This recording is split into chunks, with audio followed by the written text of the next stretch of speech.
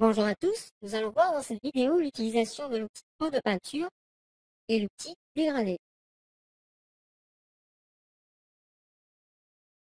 Le raccourci associé étant la lettre G. L'outil pot de peinture va me permettre de colorer une zone ou un document de façon très rapide. J'ai ici en couleur de premier plan du noir. En cliquant sur mon document, il se remplit tout de suite de noir. Je peux utiliser un raccourci clavier me permettant d'utiliser la couleur de premier plan ou celle de second plan et remplir mon document assez rapidement. D'abord, je vais changer la couleur de mon document, mettre en rouge bordeaux, à peu près, afficher mes couleurs par défaut.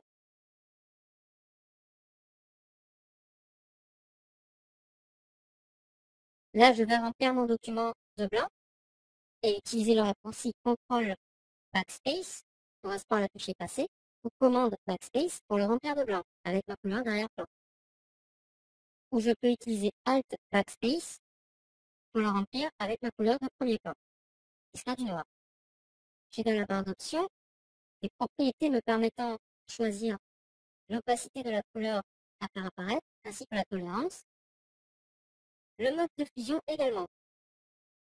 Choisir d'afficher un motif.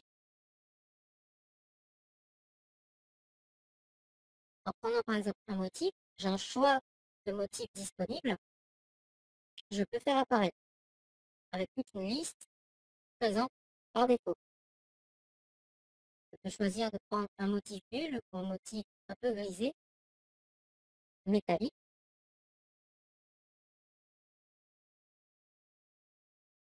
En cliquant, j'aurai des bulles. Voyons maintenant l'utilisation du pot de peinture sur une image. Dans ce cas présent, je vais colorer certaines parties de l'image, notamment la semelle, qui est toute blanche.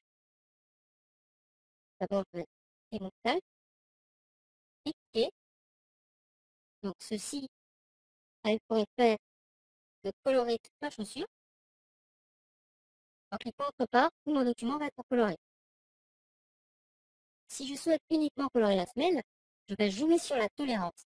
Donc, réduire la tolérance, trouver les paramètres adaptés, par exemple 50, pour effectuer le premier test, cliquer, je vois que le résultat est assez concluant. Je peux également effectuer des sélections et remplir uniquement ces sélections. Je reprends le pot de peinture, je clique, j'augmente la tolérance, je clique, et ma sélection contiendra uniquement du noir. En ce qui concerne le mode de fusion, je peux par exemple réduire ma tolérance, changer le mode de fusion sur incrustation et cliquer sur la semelle. Voici, j'aurai une couleur un peu plus sombre, donc il s'agit encore du noir, sauf que le mode de fusion me permet de contraster ce noir. On retrouve du noir au fur et à mesure que je l'applique à chaque fois. Voyons maintenant l'utilisation du dégradé.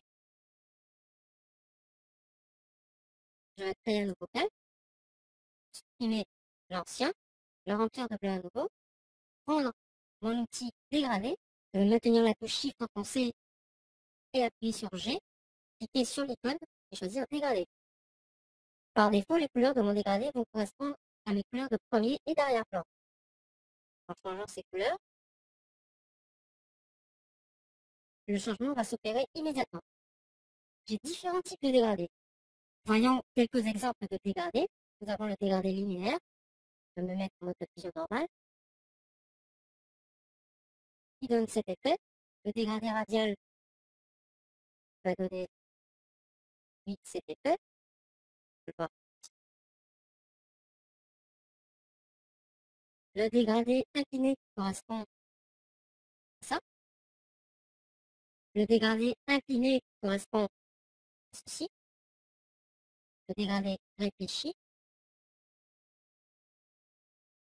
Et le dégradé losange.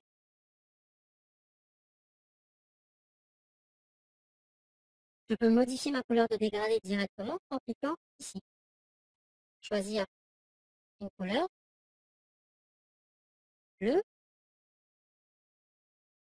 valider, double-cliquer ici, cliquer ensuite cliquer sur couleur, prendre à nouveau du bleu, choisir ce bleu, valider.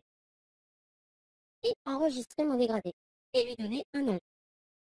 Je vais l'appeler Blue 2.